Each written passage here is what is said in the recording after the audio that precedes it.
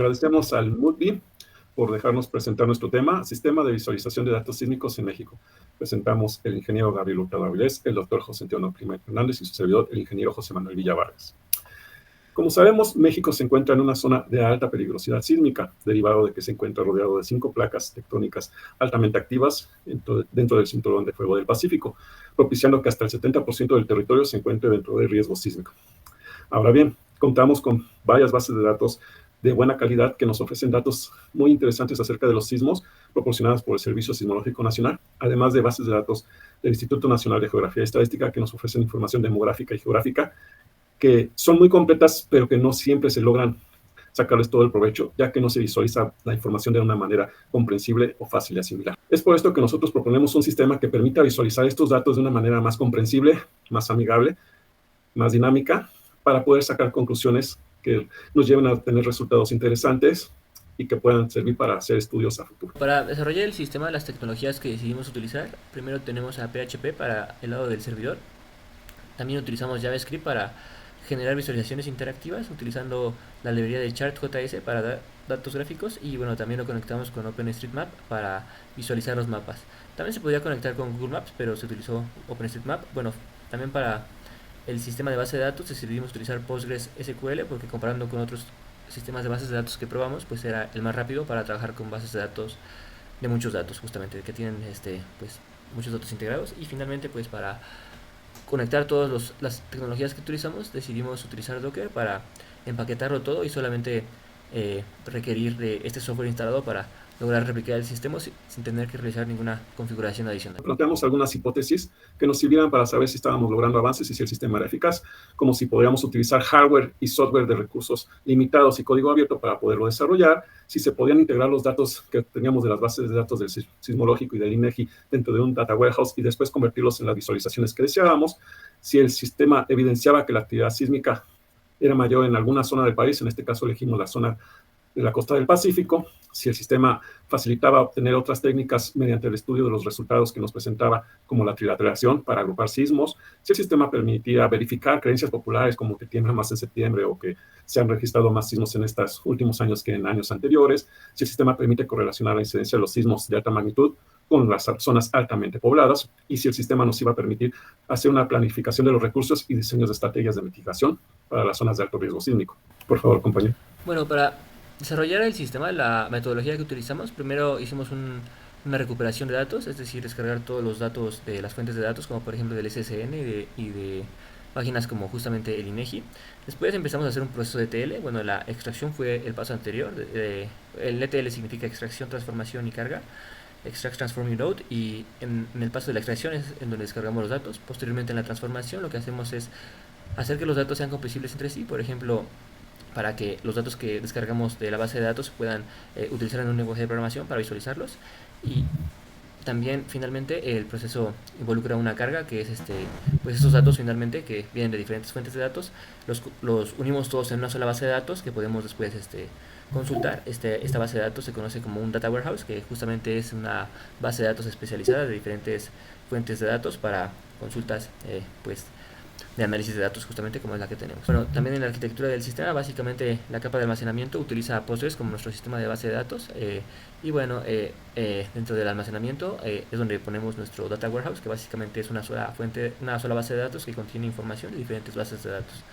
Posteriormente tenemos la capa de servicios, que es la que se encarga de la gestión lógica y el procesamiento de datos. Como dijimos, utilizamos PHP, que es un lenguaje de programación a nivel del servidor.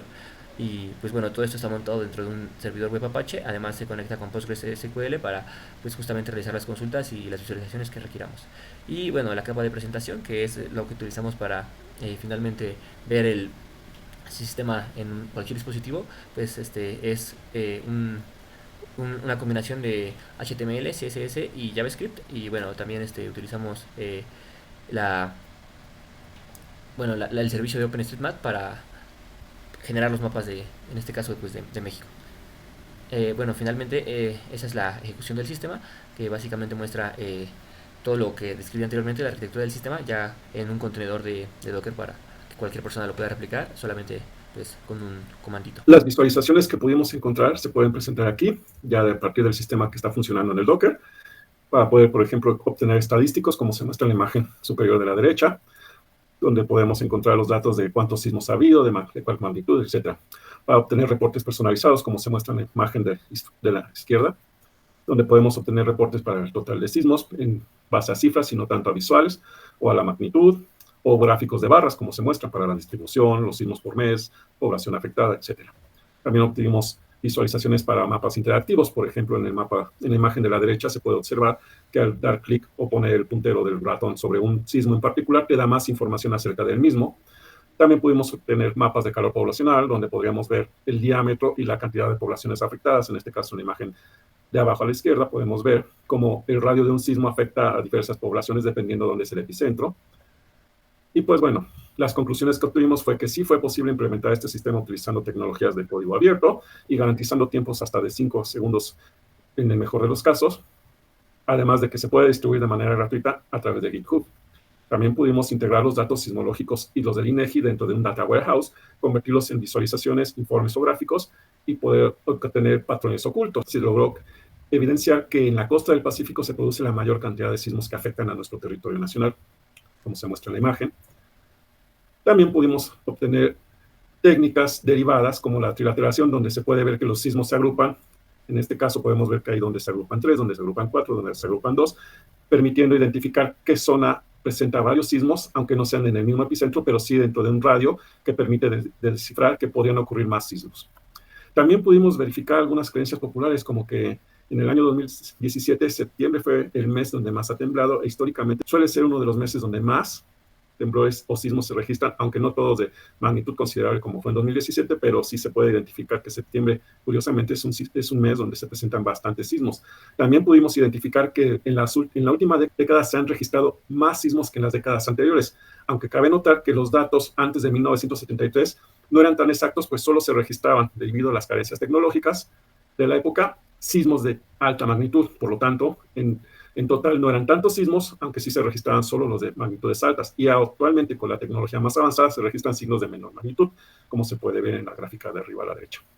También pudimos correlacionar la incidencia de sismos de alta magnitud con donde hay lugares donde existe una alta densidad poblacional, como se muestra en esta imagen para el ejemplo de Colima. Pudimos hasta identificar la cantidad de habitantes, de hombres y mujeres afectados por los sismos para una magnitud de 5.